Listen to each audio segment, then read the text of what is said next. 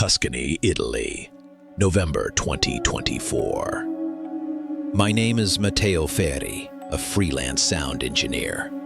I never believed in the supernatural. My work is grounded in frequencies, Hertz ranges, and the distortion that happens when sound is compressed improperly. But every technical definition I ever knew collapsed after one trip to the Santa Cecilia Church, a 13th century structure nestled deep within the gray woods of Tuscany. That church isn't famous for its Gothic architecture, but for its invisible choir. Every Sunday, precisely at 9 a.m., music echoes from inside the church. Baritones, sopranos, organ chords, and string harmonies, ancient Latin hymns that last for over 20 minutes. Yet no one opens the doors. No one sees people go in. No one sees people come out.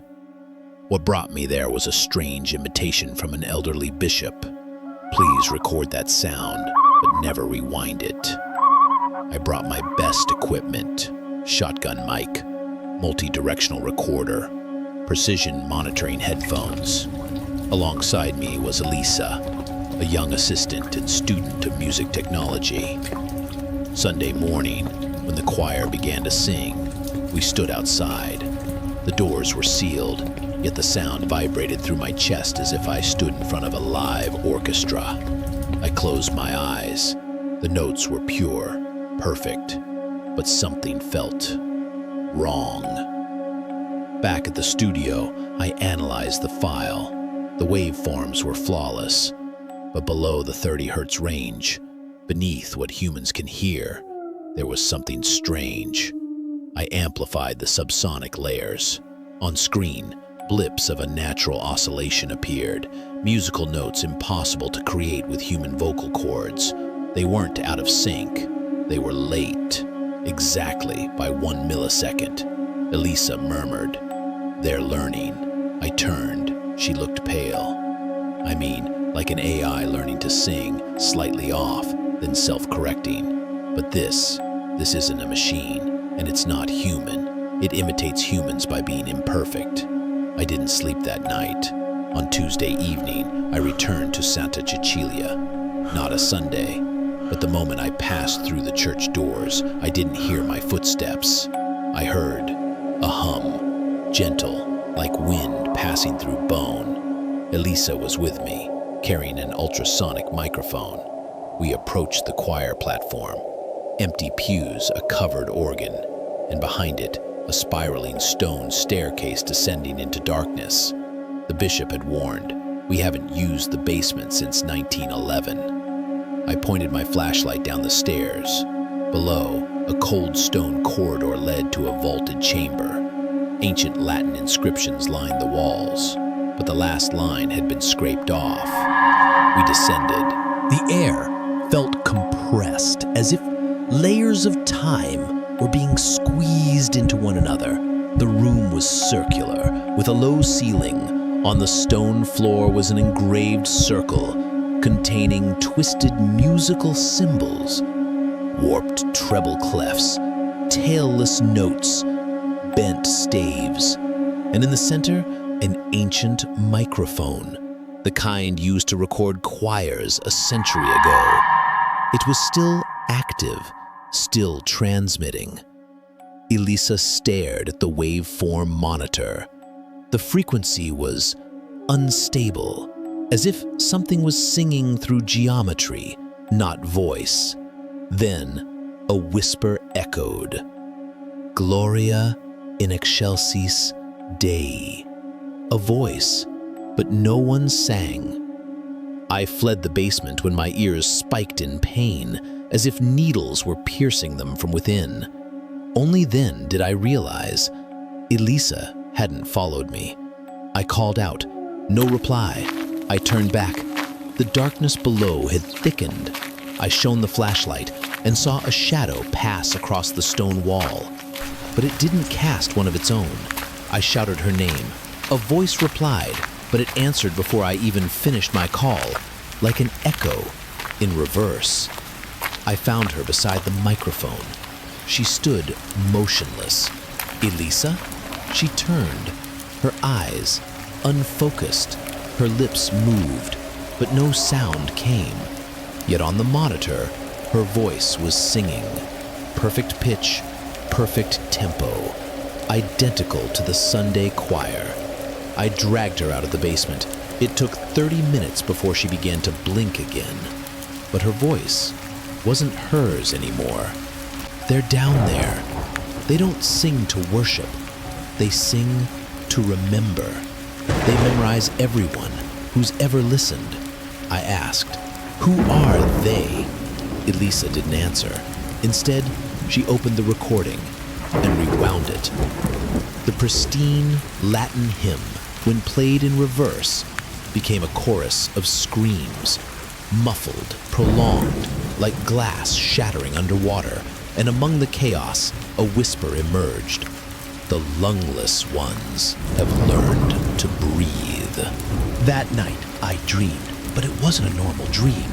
It was like someone injected a memory directly into my brain, a memory that wasn't mine. In it, I stood in the main nave of Santa Cecilia, but the altar was gone. In its place stood a choir with no faces, their heads covered in white silk, singing notes that stretched forever, tones that sounded like wind hissing through hollow bones. I looked up. Hundreds of eyeballs blinked from the vaulted ceiling, blinking in rhythm with the hymn. Then, a child stepped away from the faceless choir. It had no eyes, no mouth, but I heard its voice inside my head.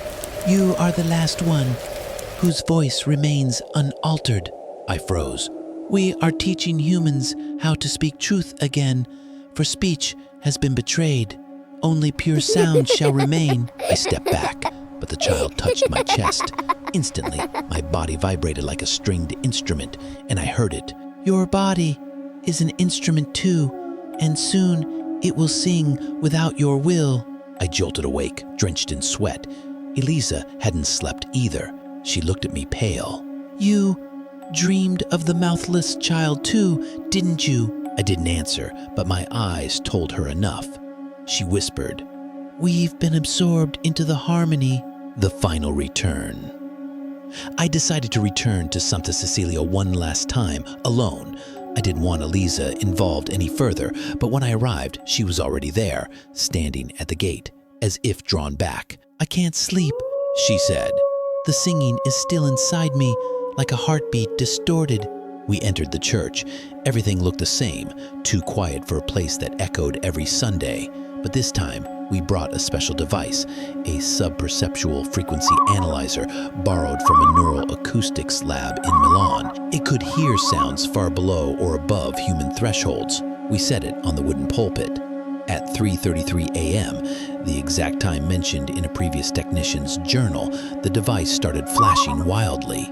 Waves appeared on the screen, irregular, illogical, yet cyclical. Elisa looked at me. "They're learning how to keep rhythm." I dropped the frequency range to below 5 Hertz and saw that the waves formed shapes, not random.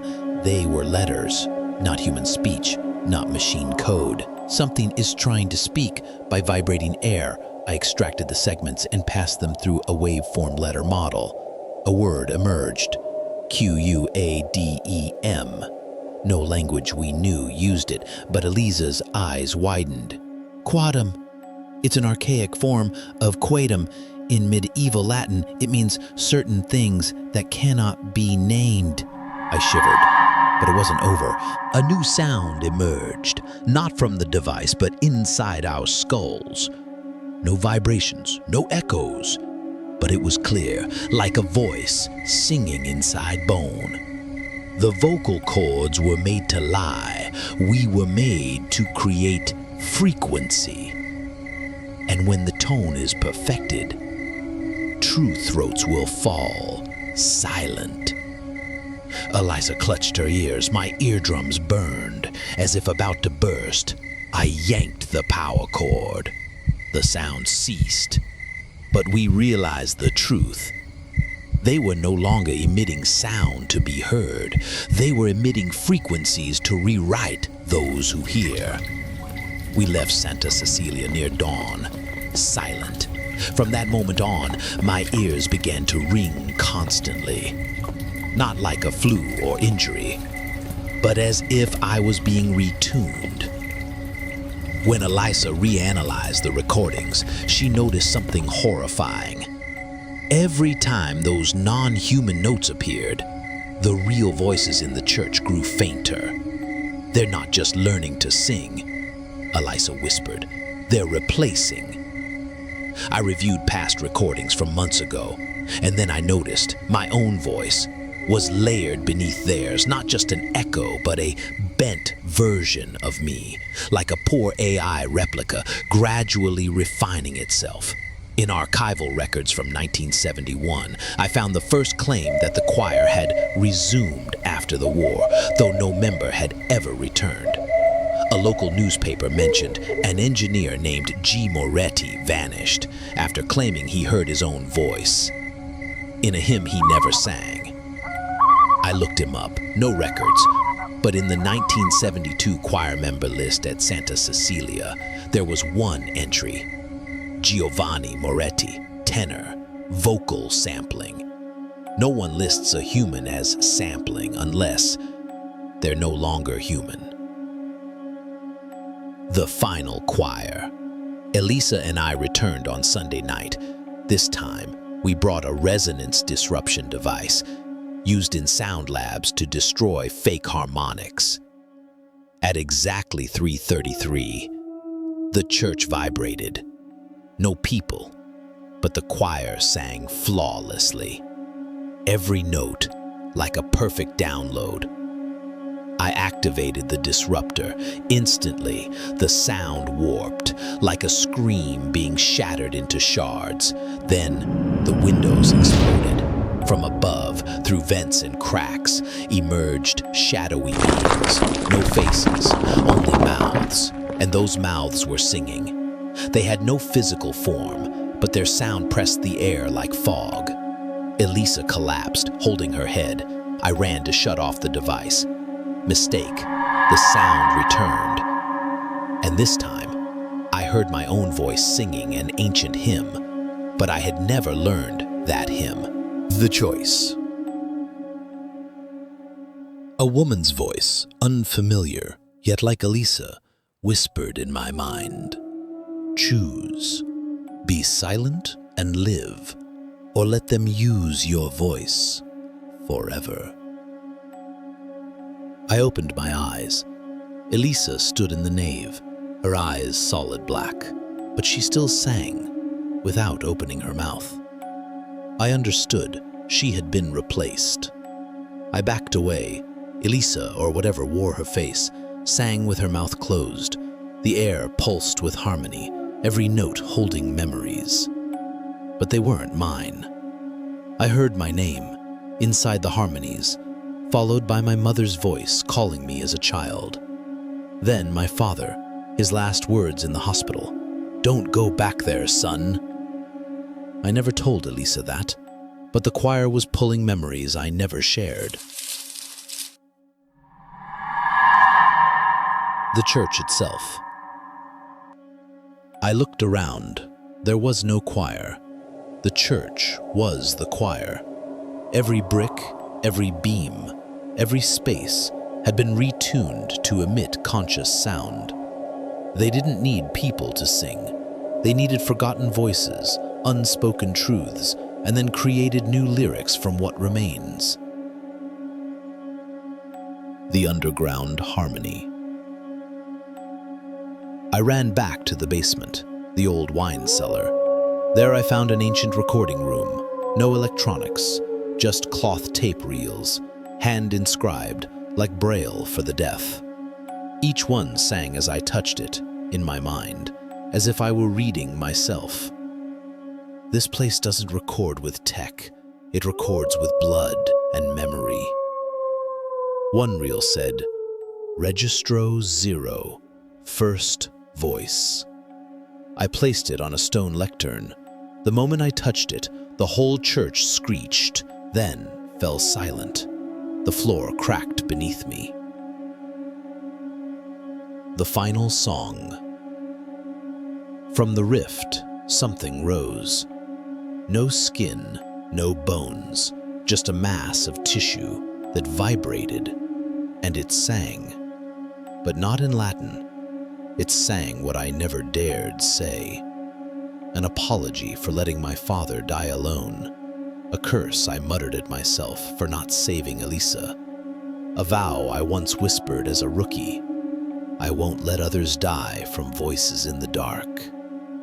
It smiled, because now I had sung. The truth about voices. They don't need vocal cords. They don't need the living. They need someone who once held their voice back.